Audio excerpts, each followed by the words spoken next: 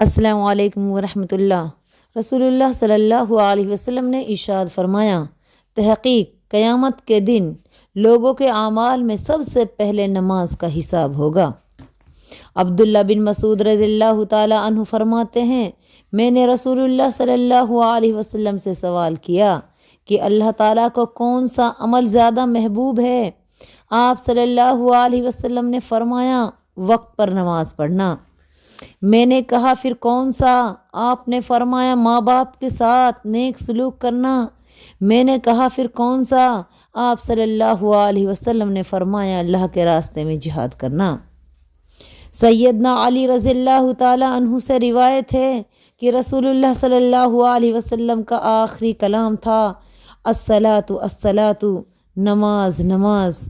یعنی جب اللہ کے نبی کریم صلی اللہ علیہ وسلم دنیا سے رخصت ہونے لگے تو جب آپ پر بے ہوشی طاری ہوتی اور آپ کو ہوش آتا تو آپ کہتے، الصلاۃ الصلاۃ الصلاۃ، یعنی نماز نماز نماز۔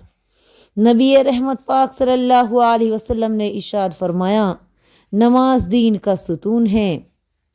قیامت کے دن جب اللہ تعالیٰ بعض دوزخیوں پر رحمت کرنے کا ارادہ فرمائے گا تو فرشتوں کو حکم دے گا کہ وہ دوزخ سے ایسے لوگوں کو نکال لیں جو اللہ کی عبادت کیا کرتے تھے۔ فرشتے انہیں نشان سجدے سے پہچان کر دوزخ سے نکالیں گے، کیونکہ سجدوں کی جگہ پر اللہ نے دوزخ کی آگ حرام کر دی ہے، وہاں آگ کا اثر نہ ہوگا۔ نبی پاک صلی اللہ علیہ وسلم نے ارشاد فرمایا، میرے پاس حضرت جبرائیل علیہ السلام آئے اور کہنے لگے، اے محمد صلی اللہ علیہ وسلم، خواہ کتنا ہی آپ زندہ رہیں، آخر ایک دن مرنا ہے، اور جس سے چاہیں جتنی محبت کریں، آخر ایک دن جدا ہونا ہے، اور آپ جیسا بھی عمل کریں اس کا بدلہ ضرور ملے گا، اور اس میں کوئی تردد نہیں کہ مومن کی شرافت تہجد کی نماز میں ہے، اور مومن کی عزت لوگوں کے مال سے استغنا برتنے میں ہے۔ یعنی جو کچھ اللہ نے دیا ہے اس پر صبر کر، شکر کر اور کنایت کر، اور لوگوں کے مال میں حرص اور طمع نہ رکھ۔ رسول اللہ صلی اللہ علیہ وسلم نے یہ بھی ارشاد فرمایا، میں نے خواب میں اپنے بابرکت اور بلند قدر پروردگار کو بہترین صورت میں دیکھا۔ پس اس نے کہا، اے محمد، میں نے کہا، اے میرے پروردگار، میں حاضر ہوں۔ اللہ تعالیٰ نے فرمایا، مقرب فرشتے کس بات پر بحث کر رہے ہیں؟ میں نے کہا، میں نہیں جانتا۔ اللہ نے 3 بار پوچھا، میں نے ہر بار یہی جواب دیا۔ پھر میں نے اللہ کو دیکھا کہ اس نے اپنا ہاتھ میرے کندھے کے درمیان رکھا، یہاں تک کہ میں نے اللہ کی انگلیوں کی ٹھنڈک اپنی چھاتی کے درمیان محسوس کی۔ پھر میرے لیے ہر چیز ظاہر ہو گئی اور میں نے سب کو پہچان لیا۔ پھر اللہ نے فرمایا، اے محمد، میں نے کہا، اے میرے پروردگار، میں حاضر ہوں۔ اللہ پاک نے فرمایا، مقرب فرشتے کس بات پر بحث کر رہے ہیں؟ میں نے کہا، کفارات، گناہوں کے کفارہ بننے والی نیکیوں کے بارے میں۔ اللہ تعالیٰ نے فرمایا، وہ کیا ہے؟ میں نے کہا، نماز با جماعت کے لیے پیدل چل کر جانا، نماز کے بعد مسجدوں میں بیٹھنا، اور مشقت، سردی یا بیماری کے وقت پورا وضو کرنا۔ اللہ تعالیٰ نے فرمایا، اور کس چیز کے بارے میں بحث کر رہے ہیں؟ میں نے کہا، درجات کی بلندی کے بارے میں۔ اللہ تعالیٰ نے فرمایا، وہ کیا ہیں؟ میں نے کہا کہ لوگوں کو کھانا کھلانا، گفتگو میں نرم انداز اختیار کرنا، اور رات کو تہجد کی نماز ادا کرنا جب لوگ سو رہے ہوں، اور درجات کی بلندی کا باعث ہے۔ اللہ تعالیٰ نے فرمایا، اپنے لیے جو چاہو دعا کرو۔ رسول اللہ صلی اللہ علیہ وسلم نے فرمایا کہ پھر میں نے یوں دعا کی، اے اللہ، میں تجھ سے سوال کرتا ہوں نیکیوں کے کرنے کا اور برائیوں کے چھوڑنے کا، اور مسکینوں کے ساتھ محبت کرنے کا، اور یہ کہ تو مجھے بخش دے اور مجھ پر رحم کر، اور اگر تیرا کسی قوم کو آزمائش میں ڈالنے کا ارادہ ہو تو مجھے آزمائش سے بچا کر موت دے دینا، اور میں تجھ سے تیری اور ہر اس شخص کی محبت مانگتا ہوں جو تجھ سے محبت کرتا ہے۔ اور میں تجھ سے وہ عمل کرنے کی توفیق مانگتا ہوں جو مجھے تیری محبت کے قریب کر دے۔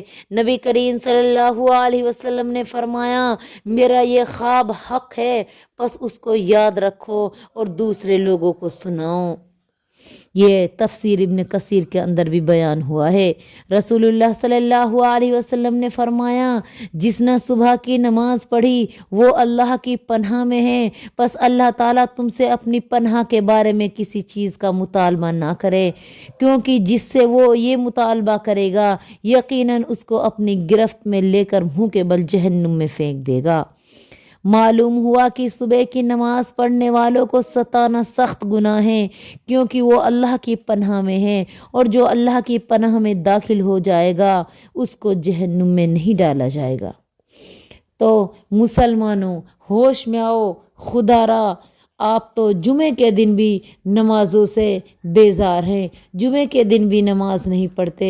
خدا کے لیے نمازوں کی پابندی کرو، کیونکہ کافر اور مسلم کے درمیان فرق کرنے والی چیز نماز ہے۔ اگر انسان نماز پڑھتا ہے تو مومن ہے، مسلم ہے، اور اگر نماز نہیں پڑھتا تو کافر ہے، کیونکہ جو انسان ہے، انسان تمام انسان ایک طرح کے ہیں، سب کھاتے ہیں، پیتے ہیں، سوتے ہیں، جاگتے ہیں، لیکن مسلمان وہ ہے جو نماز پڑھے، نماز کی پابندی کرے۔ تو لوگوں نماز کی پابندی کرو۔ نبی کریم صلی اللہ علیہ وسلم نے ارشاد فرمایا نماز گناہوں کو اس طرح جھاڑ دیتی ہے جیسے سوکھے درخت کے پتے جھڑ جاتے ہیں۔ اللہ کے نبی نے ایک اور مثال دی کہ اگر تمہارے گھر کے سامنے کوئی نہر ہو اور تم اس میں دن میں 5 بار نہا لو تو پھر مجھے بتاؤ کیا تمہارے جسم پہ میل کچیل باقی رہے گا؟ صحابہ کرام نے عرض کیا یا رسول اللہ نہیں بچے گا؟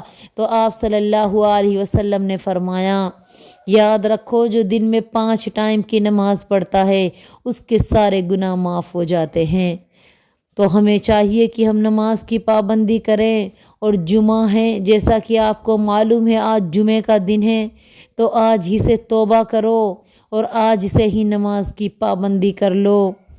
یاد رکھنا مرنے کے بعد کوئی چیز کام نہیں آئے گی سوائے ہمارے اعمال کے۔ اعمال میں سب سے پہلے نماز ہی کا حساب ہوگا۔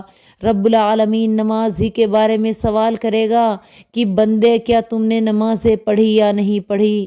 قبر میں بھی پہلا سوال نماز کا ہوگا، کیونکہ جب مردے کو دفن کیا جاتا ہے اور اس کے اندر جب فرشتے آ کے روح ڈالتے ہیں، چاہے کوئی بھی وقت ہو، اس وقت مردے کو ایسا محسوس ہوتا ہے جیسے کہ عصر کا ٹائم ختم ہو رہا ہو اور مغرب کی اذان ہونے والی ہو۔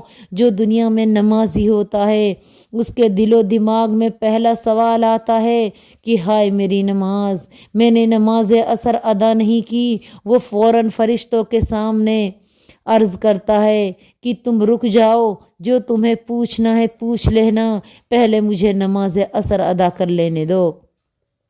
تو فرشتے کہتے ہیں اللہ کے نیک بندے ہم سمجھ گئے تو نمازی تھا، تو اللہ کے احکام کو بجا لانے والا تھا، لیکن آج تجھے عبادت کرنے کی ضرورت نہیں، یہ عالم برزخ ہے، یہ قبر ہے، ہمارے سوالوں کا جواب دے دو اور پھر دیکھنا تمہارا رب تمہارے لیے کیسی کیسی جنتیں تیار کیے ہوئے ہے۔ فرشتے بیٹھا کے اس سے بڑے پیار سے سوال کرتے ہیں من رب کا، تیرا رب کون ہے؟ بندہ بڑے سکون سے جواب دیتا ہے ربی اللہ۔ فرشتے دوسرا سوال کرتے ہیں ما دین کا، تمہارا دین کیا ہے؟ مومن بندہ جواب دیتا ہے دین اسلام۔ فرشتے تیسرا سوال کرتے ہیں من نبی کا، تیرے نبی کون ہیں؟ بندہ بڑے اطمینان کے ساتھ پھر جواب دیتا ہے نبی محمد صلی اللہ علیہ وسلم۔